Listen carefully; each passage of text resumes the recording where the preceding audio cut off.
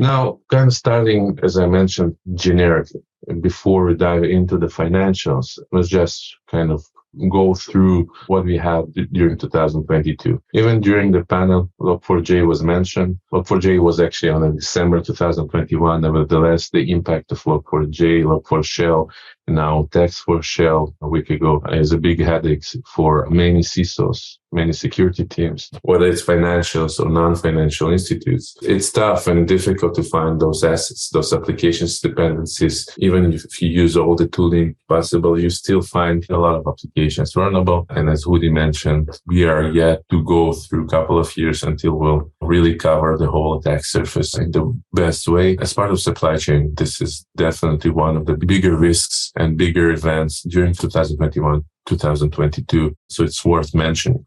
One of the other events I choose to mention, I think is important, was during the start of the war between Ukraine and Russia, the Conti ransomware leak. Conti was one of the more dangerous ransomware groups, together with Logobit is also right now is on the first place. The leakage of the code of the Conti ransomware by a Ukrainian researcher marked a significant kind of threat landscape mark. A lot of things found out from those discussions between the group, how the business works better. But essentially, the leakage of the code also is good for blue teamers to develop better protection, but it is also good for the attackers because they can reuse code as written right now and create branches of Conti ransomware. So we are expected to see more of those during 2022, 2023. Many of the group members moved to other groups as well. And definitely, I would expect to see more there. One of the more interesting exploits during 2022, the Folina exploit on the Microsoft, basically part of the diagnostic tool that you could use to execute malicious code. First, it was utilized a lot in part of the phishing emails, documents, and that eventually executed through the diagnostic tool, the malicious command.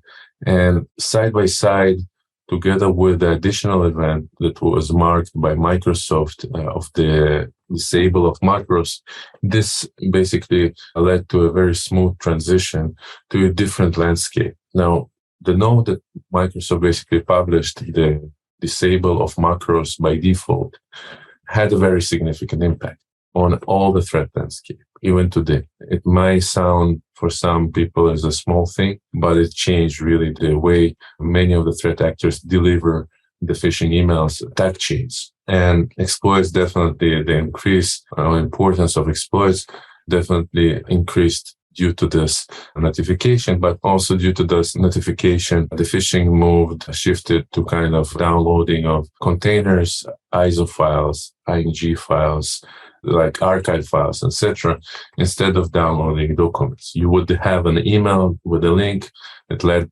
to download of a container archiving file, which is very hard to scan and delivers the same malware that a macro would deliver. This kind of change enforced a lot of the CISOs and the security teams to think differently, to shift their thinking, to shift the education of their teams and their organizations, and to develop additional security on top. Additional significant event, again, geopolitical landscape change, exactly like the COVID shift. It's also impacted the cyber landscape. Groups have shifted to sites in some way, though ransomware as a service was on a trend up in some places. Some groups basically prefer to contain everything and do all the activities as one group. There are a couple of examples. I will not name those.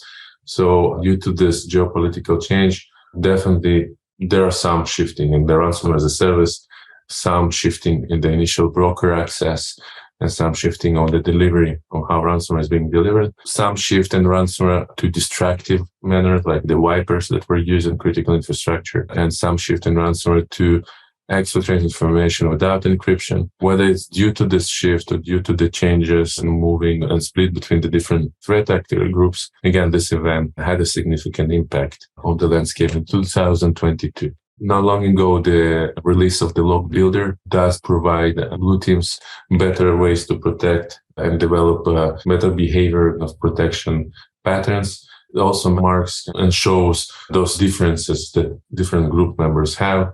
And let's say with some effort, people will be able to use even the builder itself and the binary to abuse some of those very advanced techniques and integrate those into other ransomwares. And again, lately, we have the new Exchange Zero Day and Fortinet exploits that were released in October. And right now, also Text-Force Shell, definitely big events that will have a following impact. And the 2022 is still not over. I do expect for more interesting things to happen. Definitely an interesting year.